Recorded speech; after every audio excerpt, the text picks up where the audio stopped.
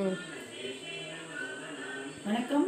இது நம்ம கிச்சனில் நம்ம இன்றைக்கி என்ன பண்ண போகிறோம்னா, இட்லிக்கு இன்ஸ்டன்ட் மிக்ஸ் பண்ண போகிறோம். இட்லியாக இருந்தாலும் தோசையாக இருந்தாலும் சேம் மெத்தடு. கொஞ்சம் சில வேரியேஷன் இருக்கும். அவ்வளோதான். இப்போ இட்லி புழுங்க வச்சு ஒரு அழாக்கு எடுத்துங்க. 4 அழாக்கு உளுத்தம்பருப்பு எடுத்துக்கோங்க. 4 அழாக்கு உளுத்தம்பருப்பு எடுத்து இந்தமாரி நல்லா ஒரு 3-4 மணி நேரம் ஊற வச்சுக்கோங்க. நல்லா முழுகிற அளவுக்கு. அதேமாரி இட்லி புழுங்க வச்சு ஒரு 4-5 மணி நேரம் ஊற வச்சுட்டு இந்தமாரி வடிகட்டி ஒட்டை ஈரம் போக வடிகட்டி ஒரு துணியில் உணர்த்தி, நீங்கள் நிழல் உணர்த்தினாலும் சரி, வெயிலில் உணர்த்தினாலும் சரி, உணர்த்திட்டு நான் ஒரு அழகு தான் எடுத்துகிட்டுருக்கேன். நீங்கள் வேணால் 1 கிலோ சாம்பிளுக்கு வேணால் செஞ்சு பாருங்க. மிஷினில் கொடுத்து நைஸ் ரவா பதத்துக்கு அரைச்சி வச்சுக்கோங்க.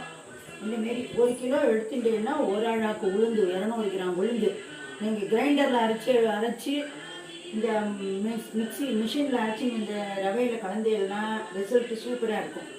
மிக்சியில் அரைச்சி கலந்தேன்னா அதுக்கு தகுந்த மாரி இருக்கும். இட்லி தோசை எதுவாக இருந்தாலும் ஒரே மெஷர்மெண்ட் போட்டுக்கோங்க. தோசைக்கு அரைச்சி இட்லி மாவுலேருந்து கொஞ்சம் எடுத்து போட்டுன்னு ஜாக்கிரதான். இட்லிக்குன்னா அப்படியே வாட்டிக்கலாம். மாவு பொங்க விடணும். இன்னொரு மெத்தட் என்ன அப்படின்னா, இந்தமாரி ஈரந்தன்னா வடிகட்டிட்டு நான் ஒரே ஒரு அழாக்கு தான் போட்டிருக்கேன். அது இந்தமாரி மிக்சியில் நைஸ் பவுடராக அரைச்சிக்கணும். இதை ஒரு ஏனத்தில் கொட்டிக்கணும். கொட்டின்றதுக்கப்புறம் இந்தமாரி உளுந்து 4 அழாக்கு உளுந்து தான் நான் ஒரு ஊற வச்சுருக்கேன். நான் இன்றைக்கி இதை மிக்சி கிரைண்டரில் அரைக்க போகிறேன். இதை நம்ம அரைச்சிட்டு பார்ப்போம். உளுந்து நல்லா தண்ணி தெளித்து அரைக்கணும். உளுந்து அரைக்கும்போது தண்ணியை ஊற்றிடக்கூடாது. அப்புறம் நீங்கள் எதிர்பார்க்குற ரிசல்ட்டு வராது. இதை நம்ம அரைச்சிட்டு பார்ப்போம். உளுந்து நல்லா இந்தமாரி பால் மாரி வரும்.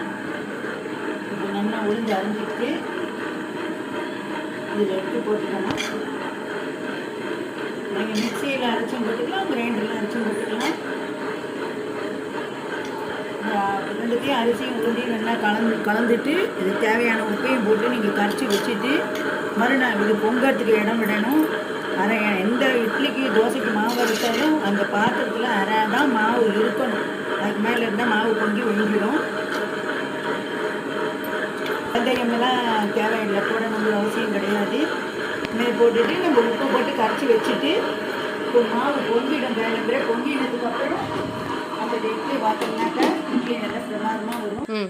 இப்போ நம்ம இதுக்கு தேவையான உப்பை போட்டு இது கலந்து வைக்கிறோம். இது இந்த வேலைக்கு போகிற லேடிஸு, அதுக்கப்புறம் அவளுக்குலாம் ரொம்ப யூஸ்ஃபுல்லாக இருக்கும். இந்தமாரி அரைச்சி வச்சு கலந்து பார்க்கறது.